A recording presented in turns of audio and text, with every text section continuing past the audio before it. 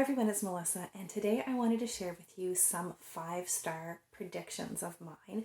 I've never done a 5-star predictions tag, but I have accumulated enough books on my to be read list that I feel like there are quite a few that I really just have a good feeling about. So I have a few different categories that I want to talk about. The first being adult fiction.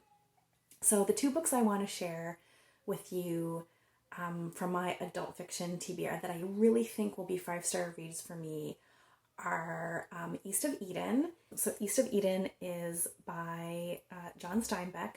I've read a handful of Steinbeck's works, and I haven't read any yet that I haven't liked, but there have been two that I've absolutely loved, those being Of Mice and Men and especially Grapes of Wrath. But I've never read East of Eden. I don't even really know what it's about, and I kind of have purposefully kept it that way because I want to know as little as possible about this book and just go into it with fresh eyes and see how I feel about it. But just based on the fact that it's Steinbeck and also that it's one of his more famous works, I feel like this one will be a 5-star read for me. And the next adult fiction book that I think is going to be 5 stars is a short story collection called Stories of Your Life and Other Stories, I think is the full title, by Ted Chiang. So earlier this year I read another short story collection by Ted Chiang, Exhalation. So it's a short story collection that is speculative fiction, and I thought all of the stories were really good, and quite a few of them I thought were just really excellent. He really uses speculative fiction to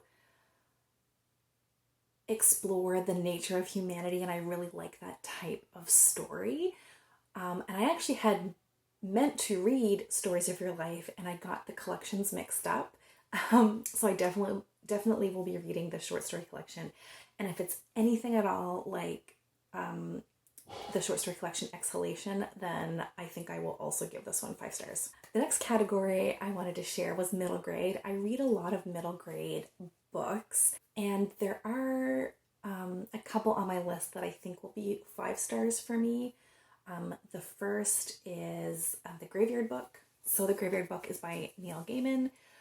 I like Neil Gaiman overall. He's not like a favorite author of mine, but his other middle grade that I've read is Coraline, and that is a 5-star middle grade for me.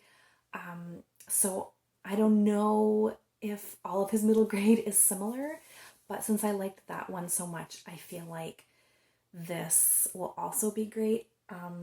It also just has all the things I like, spooky, macabre kind of stuff. It's about a boy who's being raised by ghosts in a graveyard, and it just sounds exactly like my cup of tea. So the next middle grade that I think will be a 5-star read is one that I'm not quite as confident that will be a 5-star because I haven't read anything else by this author, but just based on the premise and the fact that so many middle grade readers that I follow on BookTube have given it 5 stars, I wanted to put it on this list, and that is Sweep by Jonathan Auxier. So this is a historical fiction that has kind of a fantastical element. It's about this chimney sweep who gets stuck in a chimney, and then the soot monster saves her. And it's a story about a girl and her monster. And it just sounds delightful. And like I said, so many people have raved about it. So that's one that, just based on that storyline and the recommendation of other booktubers, I think that's going to be a 5-star middle grade for me. So the next category of book is nonfiction, because I do enjoy nonfiction, and not a lot of people on BookTube talk about nonfiction necessarily, so I like to pepper that in here and there. And there are 2 nonfictions on my radar that just sound like they're going to be 5-star nonfictions for me. The first is Hood Feminism by Mikki, Kendall. And I tend to enjoy nonfiction about women's issues and about feminism, so it's already piqued my interest there. But also, I know that in the past, and a lot currently, I'm sure, that my feminism has been very white-centered. So I'm really looking forward to reading Hood Feminism to learn more about how feminism, the way it's talked about, is often very white-centered and focuses on issues that white women deal with and it's exclusive to other women. So I want to read it just for educational purposes, but I also feel like it's going to be helpful for me in order to change how I think about feminism and to be a better ally in my life. And I've heard quite a few people sing its praises, so I feel like that one is going to be a really great nonfiction. The other nonfiction that I think will be a 3-star is Pain and Prejudice by Gabrielle Jackson. And again, I'm drawn to nonfiction about women's issues, and this discusses how women aren't taken seriously by medical professionals, how there is prejudice surrounding women's health issues. And medical prejudice against women is a big thing. So again, I'm hoping to learn a lot from that book. And it just sounds like something that is going to be right up my alley. And the last category that I wanted to mention was poetry. Recently, I read Don't Call Us Dead by Danez, and I've been wanting to read their most latest collection, Homie, and I gave Don't Call Us Dead 5 stars. I really loved that collection. It talked a lot about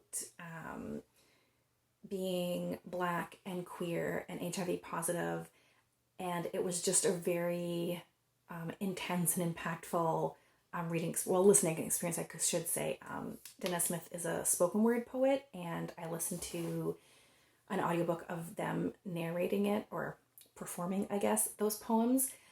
And so I gave that collection 5 stars, but from the different booktubers that I watch who talk about poetry, they seem to think Homie is the better collection. So if I gave the other collection 5 stars, I'm pretty confident that I will give Homie 5 stars as well. And the last poetry collection that I think I'm going to give 5 stars to is Life on Mars by Tracy K. Smith.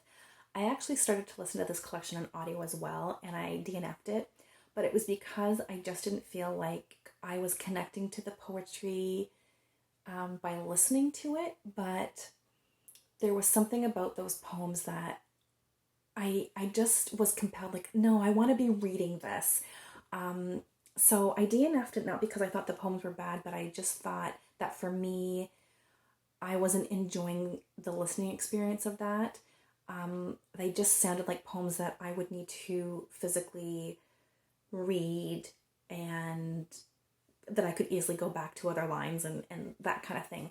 So based on the little bits that I listened to, I feel like it's going to be a 5-star read if I physically read it. So those were some books that I predict I will give 5 stars to. I have no plans to read any of them like immediately, but they are fairly high on my priority list of things to read. So I will update you once I have read all those things in a few months maybe. But in the meantime, if you've read any of these, I would love to hear what you thought about them. So leave a comment below and let me know what you thought of those books. As always, thanks everyone for watching, and take care, and we will talk soon.